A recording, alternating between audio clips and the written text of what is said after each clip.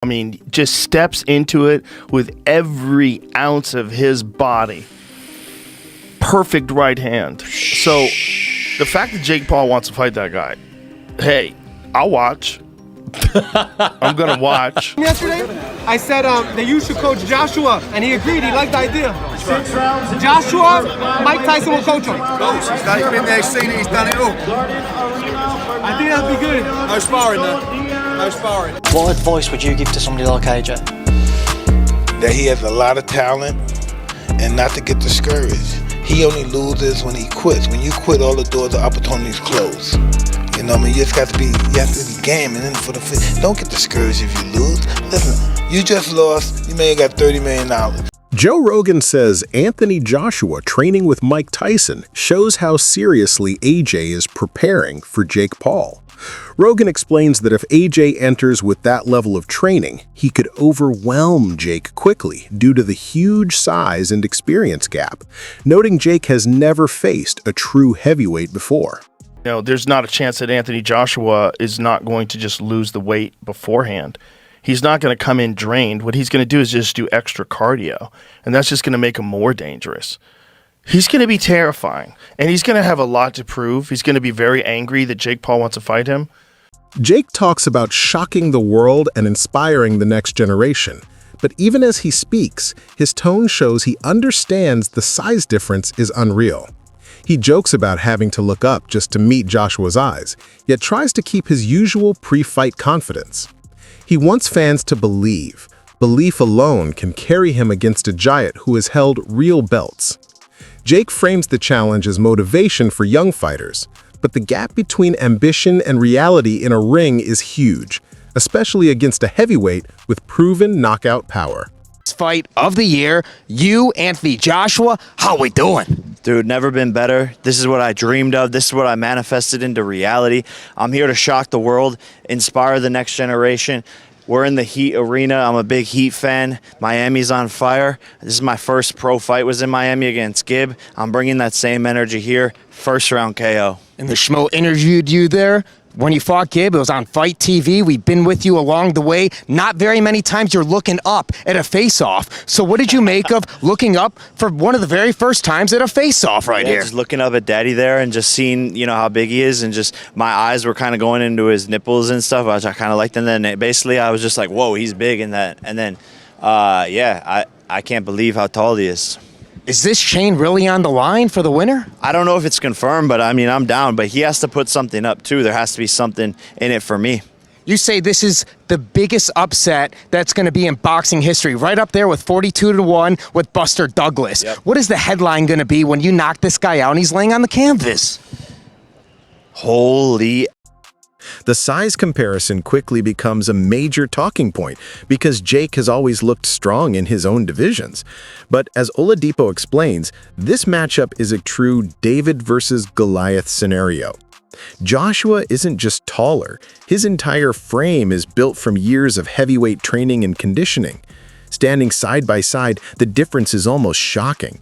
Even with Jake adding muscle, he cannot match the natural build of a man who has spent his career fighting opponents of similar size.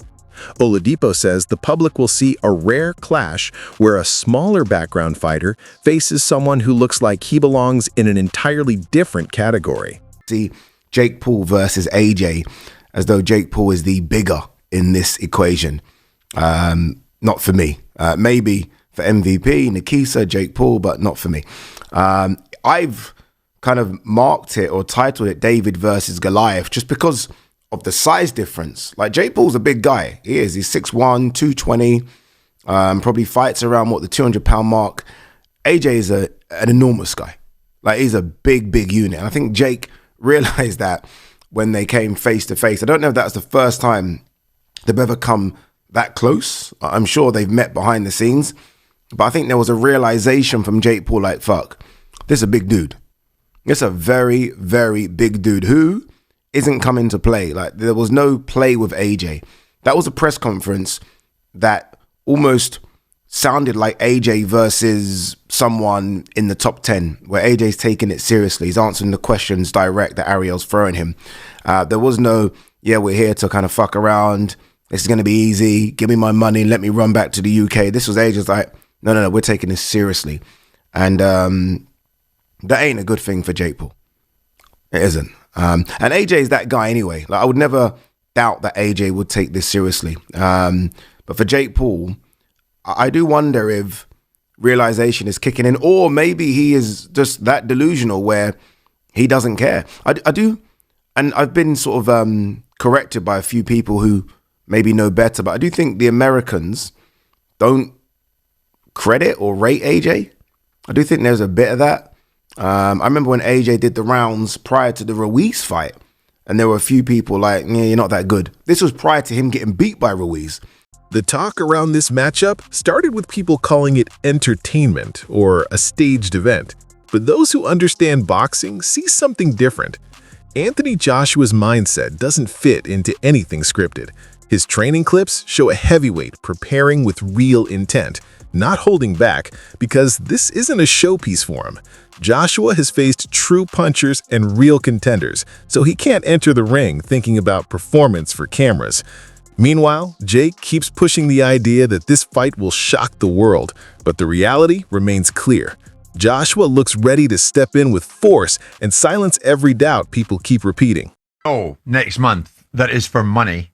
As opposed to boxing and boxing merit, is Anthony Joshua against Jake Paul. How much are the boundaries of safety, Frank, being pushed for entertainment purposes here? No, look, obviously we are in a dangerous sport. We have to accept that. And obviously the people looking after Jake Paul, if I was managing or promoting Jake Paul, would I say this is the right move for Jake Paul? Probably not, being completely honest with you. But he's put himself in a position, was Jake Paul Mike Tyson a sensible thing to do? To a 58-year-old man, or 60, I'm not sure what Mike is, but was that sensible? Probably not. And I would have said that at the time, but it's the world we live in now. And the reality is a lot of people are going to watch it, but we also at the same time have to make the sport as safe as possible and put everything in place around it to ensure that. And that's what the commission, the Florida State Athletic Commission, will be doing, as will the promoters of the event. So, I mean, Frank, not to finish on too much of a negative, but it begs the question, if Anthony Joshua ends up inflicting considerable damage on Jake Paul, how much does that reflect on you and Matchroom? I think we go into the fight, we got offered a proposition to do this fight. Anthony Joshua accepted it. Jake Paul's put himself in a position to take that fight, and that's the reality, Jake Paul. But we all want everything we do in this sport. We want to make it as safe as we possibly can, but we have to accept the risks attached to it. And this is risky, isn't it? Yeah, look, it is risky. I think Jake Paul's crazy. I think he's delusional, but respect to him for doing it. And he's getting a load of money. And Frank, sorry, just to silence all the doubters here, a lot of people saying this can't be real, Anthony Joshua going in there, it must be an exhibition, or Anthony Joshua's it's going to be choreographed and Anthony's going to carry him through a couple of rounds. I know Anthony Joshua, just to silence all those doubters, he's going to go in there to do a job, right?